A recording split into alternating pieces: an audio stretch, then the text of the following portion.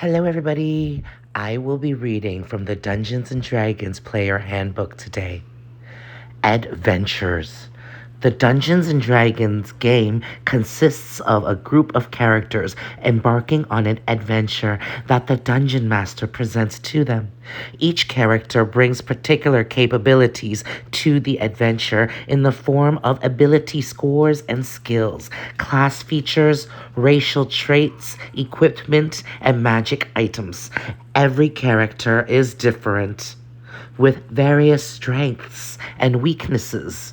So, the best party of adventurers is the one in which the characters complement each other and cover the weaknesses of their companions. The adventurers must cooperate to successfully complete the adventure. The adventure is the heart of the game, a story with a beginning, a middle, and an end. An adventure might be created by the dungeon master or purchased off the shelf, tweaked and modified to suit the DM's needs and desires. In either case, an adventure features a fantastic setting, whether it's an underground dungeon, a crumbling castle, a stretch of wilderness, or a bustling city. It features a rich cast of characters. The adventures created and played by the other players at the table, as well as non-player characters, NPCs. Those characters might be patrons, allies, enemies, airlings, or just background extras in an adventure. Often, one of the NPCs is a villain whose agenda drives much of an adventure's action. Over the course of their adventures, the characters are confronted by a variety of creatures, objects, and situations that they must deal with in some way. Sometimes the adventurers and other creatures do their best to kill or capture each other in combat. At other times, the adventurers talk to another creature or even a magical object with a goal in mind. And often, the adventurers spend time trying to solve a puzzle, bypass an obstacle, find something hidden, or unravel the current situation. Meanwhile, the adventurers explore the world, making decisions about which way to travel and what they'll try to do next. Adventures vary in length and complexity. A short adventure might present only a few challenges, and it might take no more than a single game session to complete. A long adventure can involve hundreds of combats, interactions, and other challenges, and take dozens of sessions to play through, stretching over weeks or months of real time. Usually, the end of an adventure is marked by the adventurers heading back to their home base to rest and enjoy the spoils of their labors.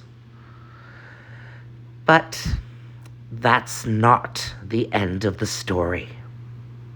You can think of an adventure as a single episode of a TV series made up of multiple exciting scenes. A campaign is the whole series, a string of adventures joined together with a consistent group of adventurers following the narrative from start to finish. The three pillars of adventure. Adventurers can try to do anything their players imagine, but it can be helpful to talk about their activities in three broad categories: exploration, social interaction, and combat. Exploration includes both adventurers' movements through the world and their interaction with objects and situations that require their attention. Exploration is the give and take of the players describing what they want their characters to do, and the dungeon master telling the players what happens as a result. On a large scale, that might involve the characters spending a day crossing a rolling plain or an hour making their way through caverns underground. On a small scale, it could mean one character pulling a lever in a dungeon room to see what happens. Social interaction features the adventurers talking to someone or something else. It might mean demanding that a captured scout reveal the secret entrance to the goblin lair, getting information from a rescued prisoner, pleading for mercy from an orc chieftain, or persuading a talkative magic mirror to show a distant location to the adventurers. The rules in Part 2, especially chapters 7 and 8, support exploration and social interaction, as do many class features and personality traits in Part 1. Combat. The focus of Chapter 9 involves characters and other creatures swinging weapons, casting spells, maneuvering for position, and so on, all in an effort to defeat their opponents, whether that means killing every enemy, taking captives, or forcing a rout. Combat is the most structured element of a D&D session, with creatures taking turns to make sure that everyone gets a chance to act. Even in the context of a pitched battle, there's still plenty of opportunity for adventurers to attempt wacky stunts like surfing down a flight of stairs on a shield, to examine the environment, perhaps by pulling a mysterious lever, and to interact with other creatures, including allies, enemies, and neutral parties. The wonders of magic. Few D&D adventures end without something magical happening. Whether helpful or harmful, magic appears frequently in the life of an adventurer, and it is the focus of Part 3. In the worlds of Dungeons and Dragons, practitioners of magic are rare, set apart from the masses of people by their extraordinary talent. Common folk might see evidence of magic on a regular basis, but it's usually minor.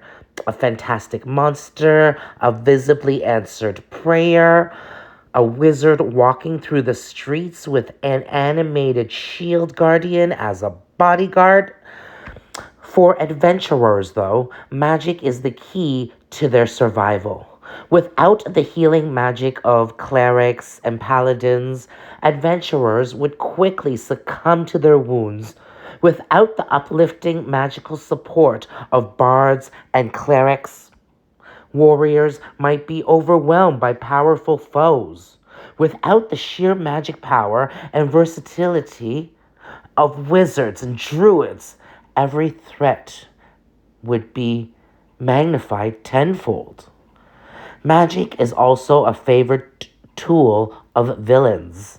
Many adventures are driven by the machinations of spellcasters who are hellbent on using magic for some ill end. A cult leader seeks to awaken a god who slumbers beneath the sea. A hag kidnaps youths to magically drain them of their vigor. A necromancer labors to invest an army of automatrons with a facsimile of life. A dragon begins a mystical ritual to rise up as a god of destruction. These are just a few of the magical threats that adventurers might face. With magic of their own, in the form of spells and magic items, the adventurers might prevail.